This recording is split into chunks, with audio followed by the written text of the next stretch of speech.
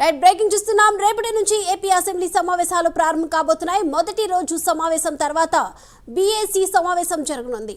ఈ బీఏసీ సమావేశంలో అసెంబ్లీ సమావేశాలను ఎన్ని రోజులు నిర్వహించాలి, ఎజెండా వంటి అంశాలపై కూడా నిర్ణయం తీసుకుంటారు. మరోవైపు ఏపీ అసెంబ్లీ సమావేశాలకు ఈసారైనా వైసీపీ అధినేత జగన్ హాజరవుతారా లేదా అనే అంశంపై కూడా ఆసక్తి నెలకొంది.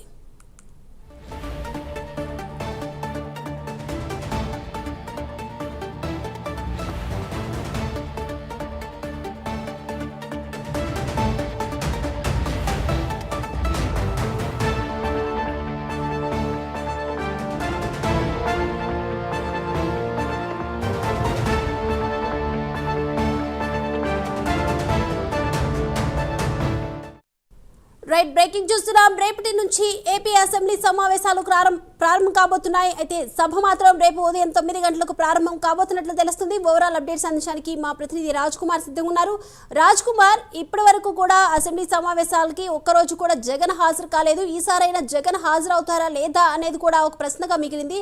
సో ఏమైనా హాజరయ్యే అవకాశాలు ఉన్నాయంటారా?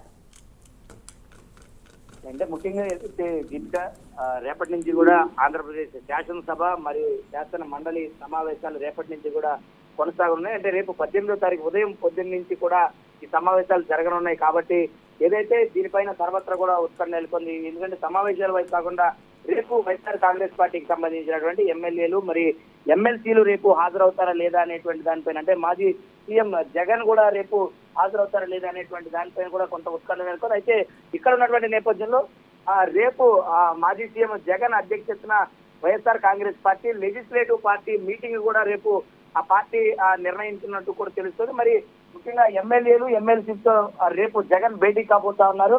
ఏదైతే ఇటు అసెంబ్లీ సమావేశాల్లో చర్చించాల్సినటువంటి అంశాల పైన ఎమ్మెల్యేలు అదేవిధంగా ఎమ్మెల్సీతో మాజీ సీఎం జగన్ చర్చించినట్లు కూడా తెలుస్తుంది. మరి ఇప్పుడున్నటువంటి నేపథ్యంలో అసెంబ్లీకి హాజరవుతారా లేదంటే ఇప్పటికే ఎమ్మెల్యేలు ఎవరు కూడా హాజరవునటువంటి నేపథ్యంలో కేవలం కూటమి పార్టీల ఎమ్మెల్యేలతోనే అసెంబ్లీ సాగుతున్నటువంటి పరిస్థితి కనపడుతుంది. మరి ఎమ్మెల్యేలు కూడా వైఎస్ఆర్ కాంగ్రెస్ పార్టీ ఎమ్మెల్యేలు కూడా హాజరైతే గనక సభ వాడివేడిగా జరిగే అవకాశం కనపడుతుంది. కాబట్టి మరి రేపు మాజీ సీఎం జగన్ అధ్యక్షతన ఈ సమావేశం జరగబోతా ఉంది. మరి హాజరవుతారంటే జగన్ కూడా ఈ సమావేశానికి హాజరవుతారా లేదా? ఒకవైపు డిప్యూటీ స్పీకర్ రఘురామకృష్ణరాజు చేసినటువంటి వ్యాఖ్యలకు మన జగన్ అంటే ప్రతిపక్ష హోదాకి సంబంధించినటువంటి అంశం ఇంకా కోర్టులో ఉంది. కాబట్టి తప్పకుండా అంటే ఏదో ఒక సాధారణ ఎమ్మెల్యేకి ఇచ్చినట్టు 5 నిమిషాలు 10 నిమిషాలు కనుక ఇస్తే తనకు సరిపోదు. ప్రజలకు పక్షాన వినిపించాల్సినటువంటి అవసరం ఉంటుంది. వారి సమస్యలు ప్రభుత్వం దృష్టికి తీసుకెళ్లాల్సిన అవసరం ఉంటుంది. ఖచ్చితంగా తనకు కొంత సమయం కేటాయించాల్సినటువంటి అవసరం ఉంటుంది.